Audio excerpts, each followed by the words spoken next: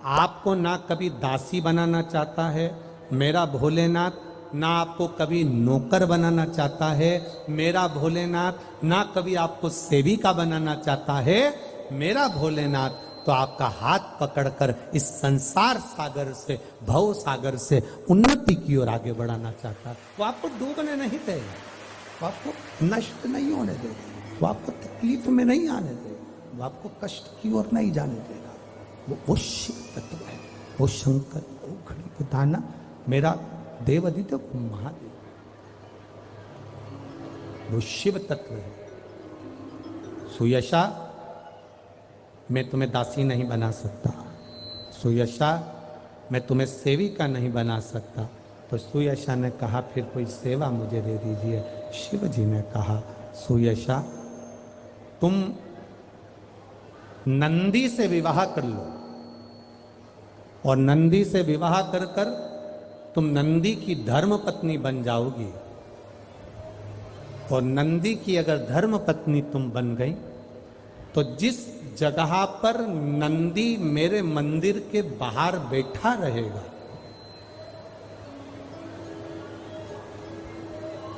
नंदी जिस जगह पर मेरे मंदिर के बाहर बैठा रहेगा, सुयशा उसके कर्णों में, कर्णों के करीब में तू स्वयं विराजमान रहेगी। सुयशा, जब कोई नारी, जब कोई पुरुष, जब कोई बच्चा, जब कोई बुजुर्ग, जब कोई भी संसार सागर में रहने वाला मानव मेरे मंदिर में आएगा और नंदी के कान में कुछ कहकर जाएगा, तब तू उसको सुनकर मां पार्वती से कहेगी। और पार्वती जब मेरे साथ प्रतिदिन प्रदोष काल में, प्रदोष के समय, शाम के समय भ्रमण पर जब पार्वती मेरे साथ जाएगी, तो पार्वती मैया जिसके सामने नंदी को रोक देगी, मैं उसके ऊपर कृपा करते हुआ चले जाऊंगा। ये हमारा भाव शिव महापुराण की कथा वर्णन कर रही है। ये हमारा भाव भगवान देवादिदेव महादेव का चरित्र वर्णन कर रहा है, ये शिव तत्व वर्णन कर रहा है। कितने लोग हैं जो भगवान नंदी के कानों में कुछ कहकर आते हैं? बोले हो कभी? सीधे बोल देते हो क्या जाकर? नंदी के कानों में कहने का भी एक तरीका है, आप लोगों को मालूम होगा वो तरीका? नहीं मालूम? ये बेलपत्री की जो डंडी रहती है ना, बीच का जो भाग है, ध्यान दिए ना जरा सा, ये बीच की जो डंडी है, फिर से देखिए, बेलपत्री के 2 पत्ते और उसके पास में जो बीच की जो डंडी का भाग है, दिख रहा है आप लोगों को? ये 2 डंडी, ये बीच की 2 पत्ती और उसके बीच में जो 2 डंडी का भाग होता है।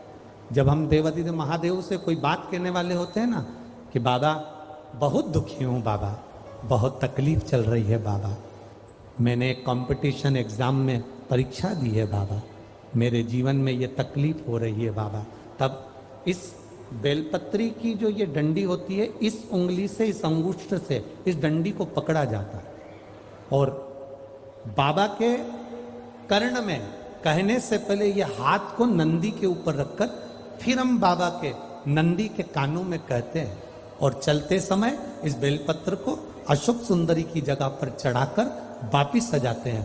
देव आदिदेव महादेव को पार्वती की बात मानना ही पड़ती है और वो कहना ही पड़ता है।